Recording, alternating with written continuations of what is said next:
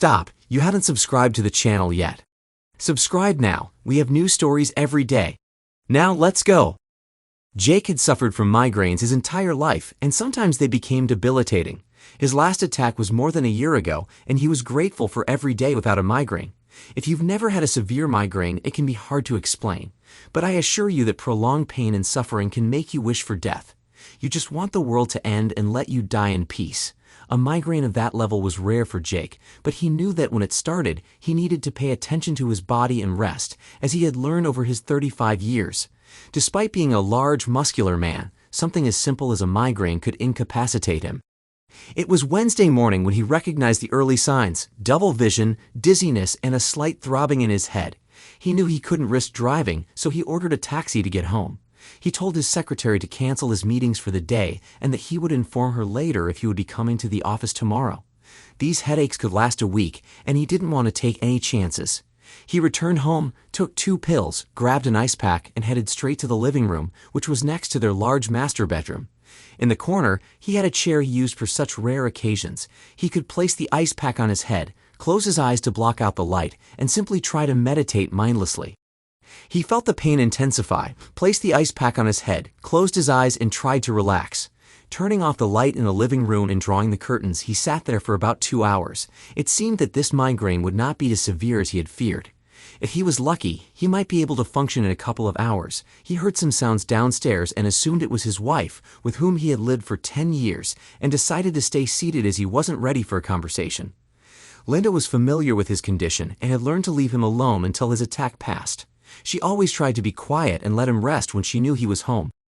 Apparently, Linda didn't know Jake was home since his car wasn't in the driveway, and of course, he had no reason to be home as he usually came home every evening at 6. Jake was able to block out the noise and continue his meditation to control the pain. But suddenly, he realized that Linda was not alone. He heard another voice, a male voice. He opened his eyes and realized that his wife was coming upstairs to their bedroom, and someone was with her. He remained still and silent, carefully listening to their conversation. She was talking on her mobile phone, and they were both giggling. Jake found this strange and thought he was dreaming until he realized she was talking to Shelley, his brother's wife. He was instantly brought back to reality when he heard what she was saying. "Oh, Shelley, I'm with him right now.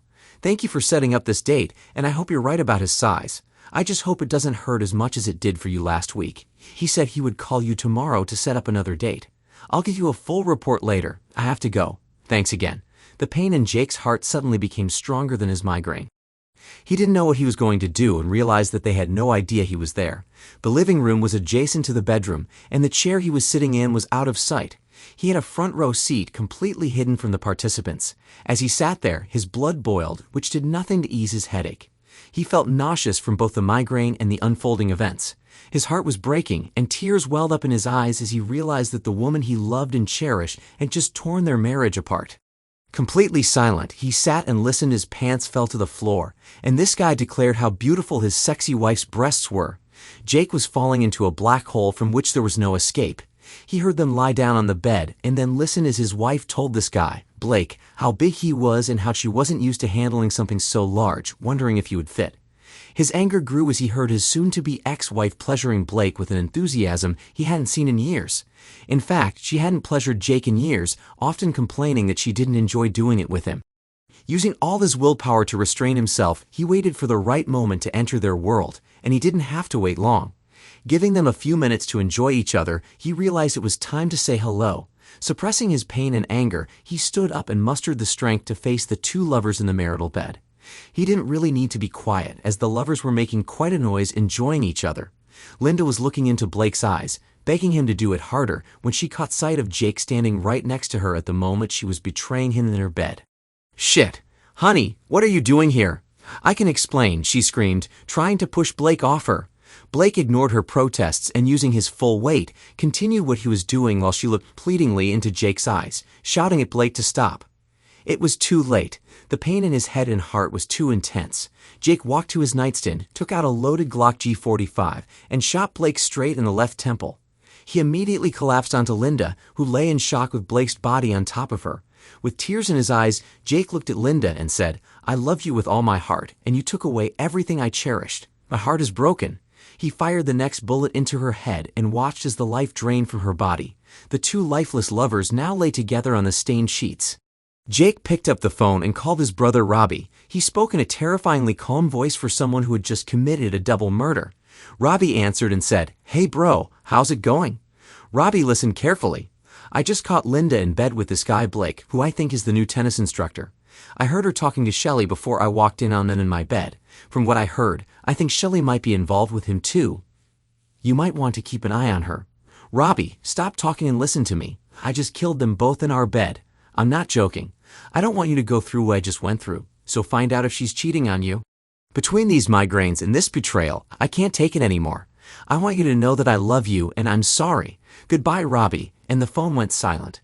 Before putting the next bullet in his own head, Jake called 911 and reported the double murder and suicide, making sure they had the correct address.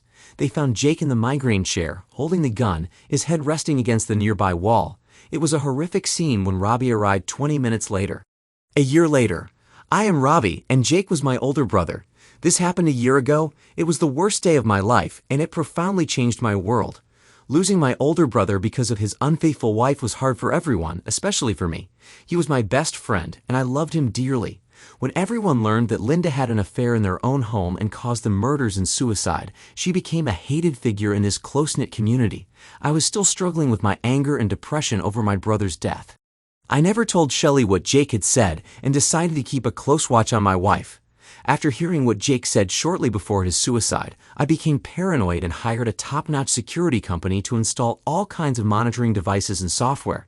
It took 2 weeks to get everything set up, and the monitoring began. If Shelley was involved in Linda's infidelity, I wanted to uncover the extent of her own unfaithfulness and act accordingly. My pain never subsided, and I became obsessed with finding out how my wife was implicated in this matter. Sex between Shelley and me became rare and cold after Jake's suicide and the revelation of Shelley's involvement in Linda's infidelity. When I received confirmation that Shelley was cheating on me, I became angry and relentless, wanting only to get revenge on Shelley for both her betrayal and her role in Jake's suicide. Over the course of the year, the security firm provided me with countless hours of video and audio recordings of Shelley and her lover. Watching her sleep with another man was painful, but after my love for her died, it was some of Shelley's conversations with her lover that hurt the most. Certain phrases replayed in my head repeatedly. "Why do you stay with him? I mean, you said sex with him is boring, and you don't do half the things with him that you do with me. I don't get it. Why not just leave him and move in with me? You said he doesn't make love to you. Do you think he knows about us?" No. He's still mourning his brother's death. He's depressed, and I'm not pressuring him. I don't need sex with him as long as I have you, baby. Listen, I love him, and I will never leave him. I've told you since we started this 2 years ago. It's just sex. I don't love you, but I enjoy being with you, just like I enjoyed being with Blake. You guys were the best thing that ever happened in my sex life. After Robbie discovered her infidelity, he formulated his plan. Shelley was sleeping with Jared Roberts, the assistant tennis coach who was promoted to head coach after Blake's untimely death. A few weeks later, Robbie got the opportunity he had been waiting for. Jared was invited to a banquet celebrating the country club's award for the best tennis program in the area. He called Shelley and told her about the banquet, and she was thrilled at the prospect of staying in a hotel and spending the entire night with him. Conveniently, Robbie told Shelley that he had a 2-week business trip coming up, which wasn't unusual. The dates coincided with the banquet. Robbie wanted to make sure Shelley had enough rope to hang herself. Sure enough, the next day, she called Jared and gave him the good news. She convinced Jared to extend the trip, staying for 3 nights at a hotel in Orlando, and promised she would rock his world. Of course, the idea of having a high-class mistress for a full 3 days seemed enticing to Jared, and he'd agreed. Over the next week, they talked about it on the phone and in their messages. It was Shelley's idea to turn this getaway into a pretend honeymoon, telling Jared she wanted to be his new bride and wife for those 3 days. To make her plan more realistic, she even suggested buying a new wedding ring for the occasion and booking a honeymoon suite at the hotel. They would tell the staff they were newlyweds to draw attention and feel the thrill.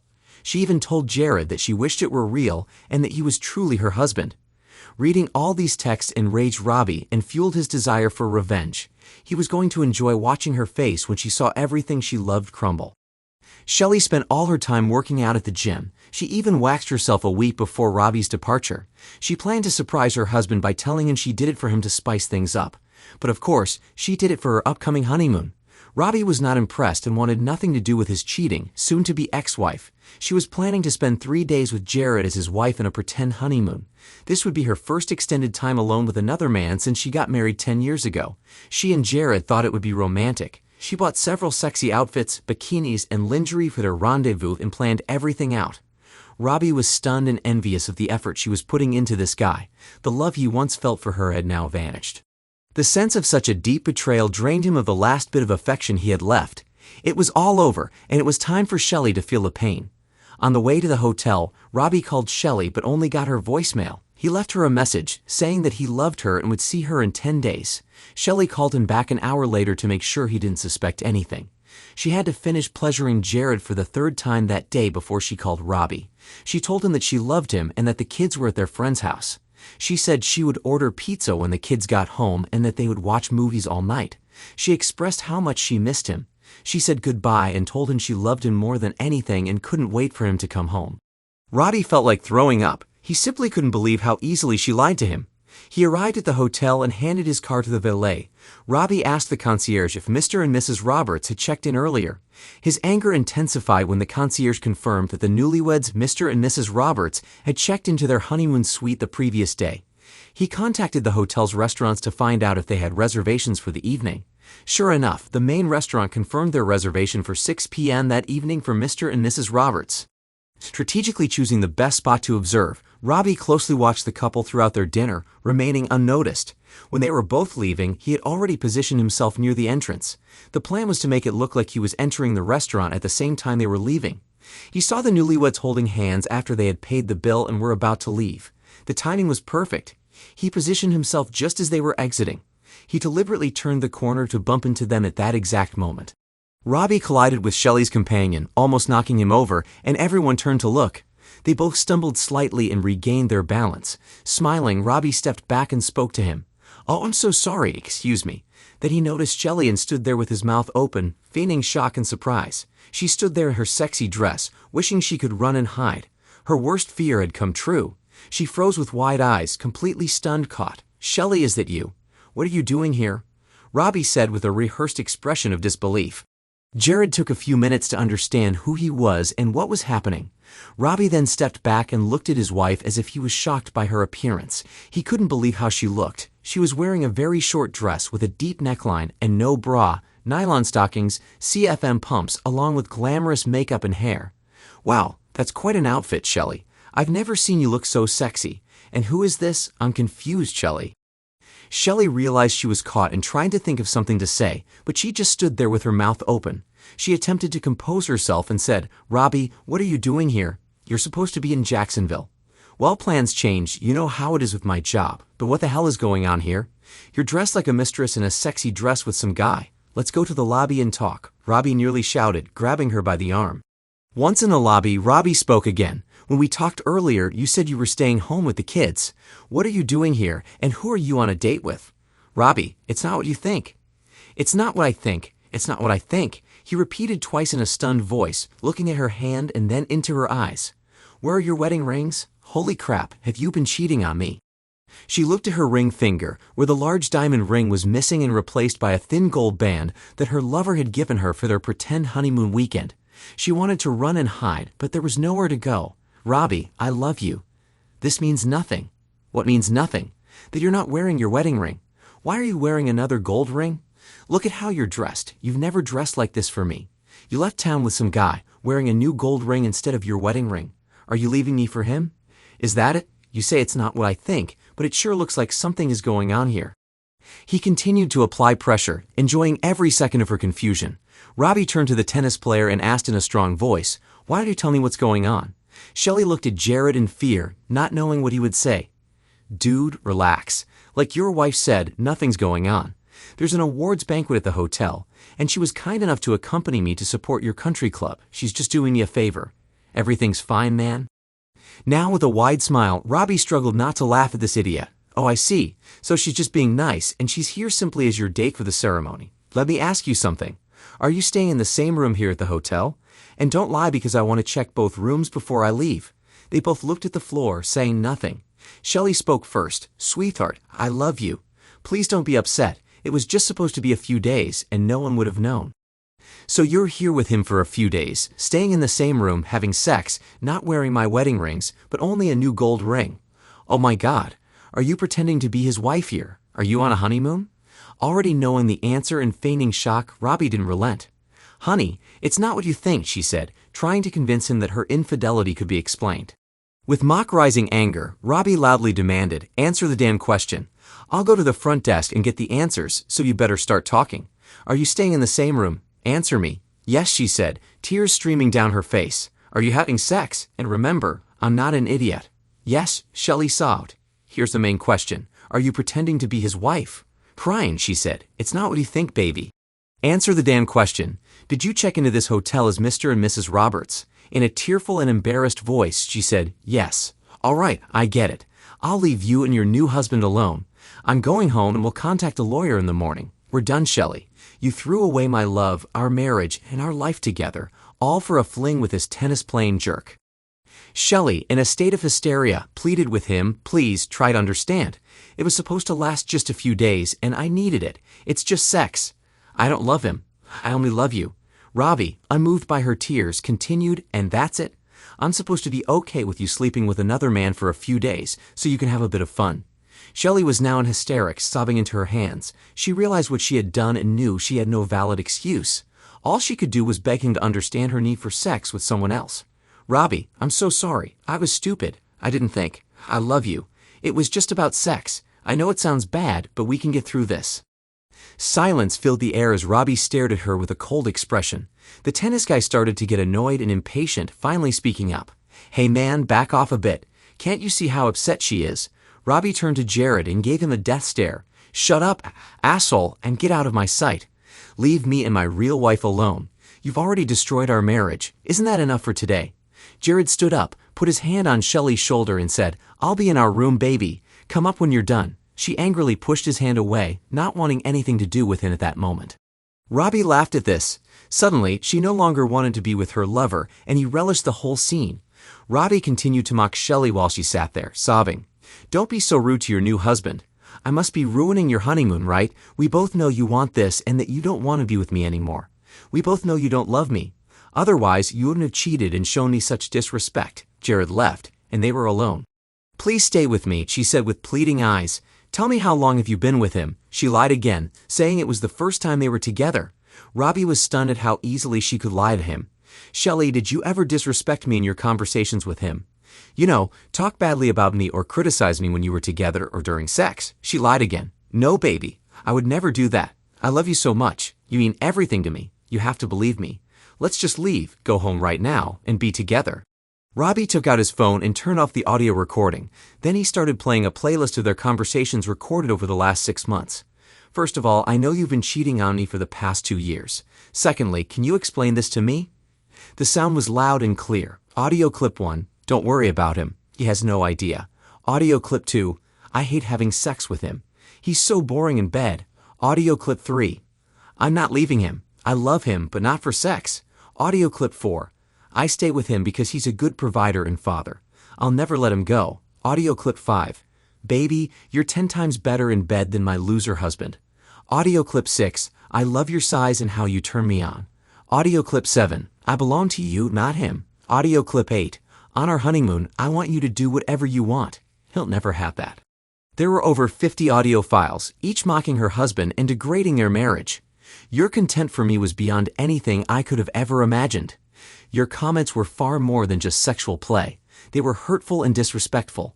Unfortunately, your words will haunt me forever. She had never looked so apathetic, shocked, sad, and essentially destroyed.